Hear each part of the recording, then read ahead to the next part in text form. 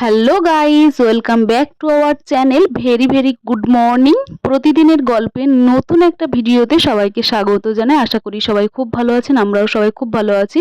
তো আমি রাস্তার সাইডে একটু দাঁড়িয়েছিলাম আমার বরমশাইয়ের অপেক্ষায়, কেননা আমার বরমশাই বাজারে গেছিল।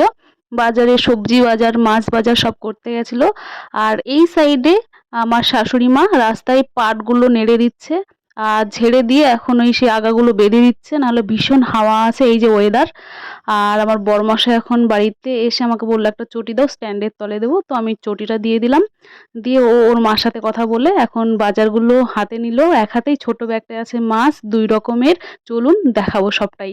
তো এখন আমি বসে পড়েছি, সব দেখাচ্ছি। জিরের গুঁড়ো, ধনের গুঁড়ো, তারপরে গরম মশলা, লঙ্কা গুঁড়ো, এইটা হলো সিমাই, এই যে জিরার গুঁড়ো। তো অনেক কিছু এনেছে, সেগুলো আপনাদের সাথে দেখাচ্ছি। ঠিক আছে, তো মুড়ি এনেছে এখানে, মুড়িগুলোও দেখালাম। এরপরে চিনি, তারপরে এখানে ধনের গুঁড়োটা এখন দেখাচ্ছি, সার্ফের প্যাকেট। তো এই ব্যাগটা খালি, সেটাও দেখালাম। আমড়া এনেছে, তারপরে পটল, কাঁচকলা আর টমেটো আছে এই ক্যারিটা। আর এরপরে দেখাচ্ছি লঙ্কা, আর তারপরে দেখালাম, ও সরি, করলা, তারপরে লঙ্কা, আর এটা ভলিনিটা নিয়ে এসেছে ব্যথার জন্য। এরপরে বেগুন, বেগুনগুলো বের করেছি। আর এখানে আছে ওল, বলছি আর হাসছি। আর আদা আছে। আদাগুলোর পরে এর ভেতরে, ব্যাগের ভেতরে কচু আছে আর আলু আছে। এরপরে আমি বলছি আমি ঢালতে পারবো না একা, এত ব্যাগটা ভারী হবে। তো অবশেষে আমি ওইটাতে ঢেলেই ফেলেছি। ভারী টারি বললে কি হবে, বাড়ির বউদেরকে ভারী বললে চলবে না, কাজ তো করতেই হবে না। আর এই মানে এখানে আছে বিস্কুট, দিলখোশ, আর ওই গুড় বাদাম, যেটা এনেছিলাম আমি ট্রেনের ভেতর থেকে গুড় বাদামটা, আর এই বেকারির দোকান থেকে বিস্কুট এনেছিলাম এগুলো। তো 3-4 রকমের বিস্কুট। আর মাছের মধ্যে নিয়ে এসেছে আহ, ইলিশ মাছ আর পমফ্রেট মাছ। তো তোমাদের দাদাভাই বড় মাছই আনতে গেছে, তো এখানে পমফ্রেটটা বড় পায়নি, তো এই সাইজের পেয়েছে। আর ইলিশ খুব বেশি আনেনি, অল্পই একবারের তাই নিয়ে এসেছে।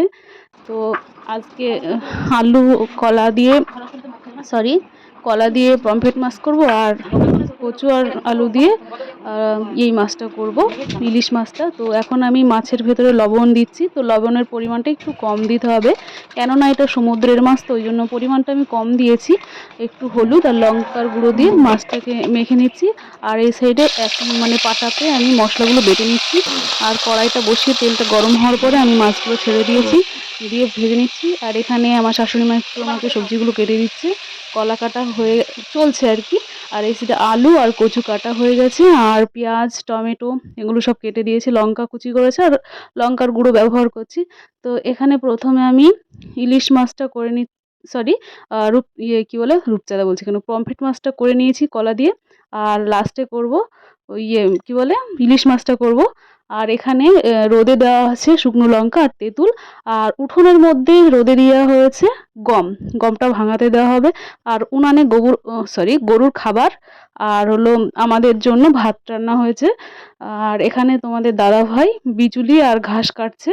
আর আমার শাশুড়ি মা বাইরে থেকে পাটগুলো শুকাতে দিয়েছে, সেগুলো শুকিয়ে গেছে আর নিয়ে এসেছে। তো আজকের ওয়েদারটা আরও একবার দেখাচ্ছি।